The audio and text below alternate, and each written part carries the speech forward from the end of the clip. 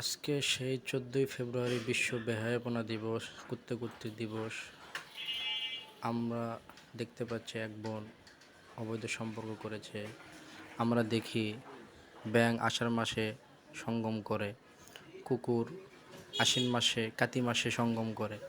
আর এই বিশ্ব বেহায়াপনা দিবস আমরা দেখতে পাচ্ছি যে এত অশ্লীলতা ছড়াই গিয়েছে বাংলাদেশে, যে তারা কুকুর আর ব্যাঙের মতো তারা একটা দিবস পালন করতেছে। এই হলো মানুষের অবস্থা, বর্তমান অবস্থা। প্রথমে প্রেগনেন্ট হয়, তারপর অবৈধ সন্তান জন্ম দেয়। আমরা দেখতে পাচ্ছি সেই অবৈধ সন্তান। আহারে আরে ঠিক হও না না একটু না বলছি না একটু তো না আরে আসো 14 তারিখের ব্যথা নিয়ে 15 তারিখে পরীক্ষা দিতে পারবি তো বান্ধবী?